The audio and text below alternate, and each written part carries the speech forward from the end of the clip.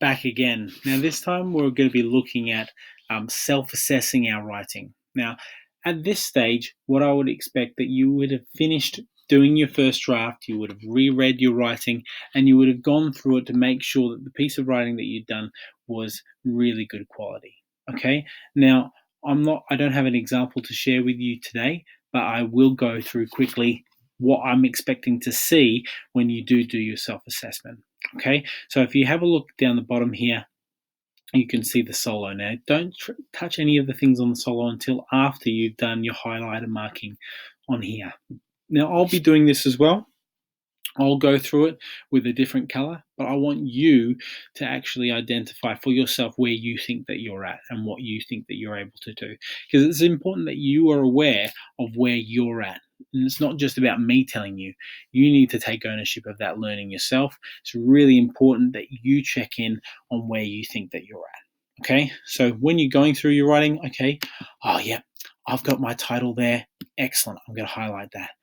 Yep, my opening paragraph's there. And what I've actually used is I've used description of place. Now, that's something that I'd be really interested for you to highlight as well. So if you're going to do that, you could maybe say you did description of place. You might want to underline that for me and go, so that way you can show that you recognize the type of opening paragraph that you put in. Okay, it'd be really cool for me to see that if you do that.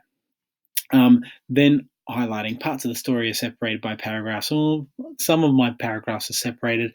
I wasn't really good at doing that. So at this stage, because it's not actually handed in to me, you could go back and go, oh, silly me, I need to go back and make a change. Okay, so this is even a part of your editing process. So don't stress and think, oh, I'm not going to be able to do it, because this is like a guide to help you as you're writing as well. So don't stress, don't freak out that you haven't achieved it. Go back and make a change. Absolutely. Obviously, if you're running out of time and you don't think that you're going to get it done by a certain amount of time, I haven't actually set any dates for when it should be assigned handed back to me at this stage. I'm letting you work by your own timetable at the moment. But if you think that you're running out of time and you're feeling a bit of pressure, just recognize that you need to work on that next time. Okay. Now, once you finish highlighting your section, so let's say you've highlighted this entire section and you've got everything there. Okay. Now, at this stage, it's quite hard to be able to show that you've done something consistently, okay, because it's the first time, okay? So it's the first time that you've shared it with me. It's not the first time that you've ever written a story, most likely, all right? So you might think, oh, actually, you know what? I think that I am at relational. So you might move your little image, okay, the Christchurch East image, and then put it down as relational, because that's where you think that you're at. Now, if you move on to language and you go, oh, writes consistently in the first and third person, I did use dialogue in my story, and there was my story did have clear order. Okay. Now, oh, look at that! I've got writes consistently in first and third person twice. So that's me not checking my own editing and proofreading. So I'll just take that out.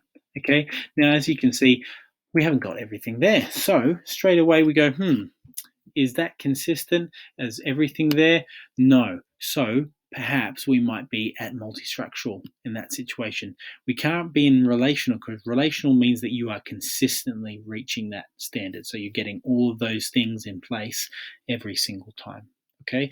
But that doesn't mean that you're unistructural.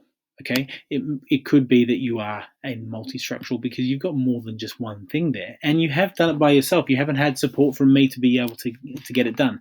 So that's something that you could be looking at. Okay, so make sure that when you're going through this process, you are actually checking in with yourself. Have I done this? Have I achieved it? Okay, and if you haven't, or if you're not sure, you can always email me and get in touch with me. All right, because I'm more than happy to help you out.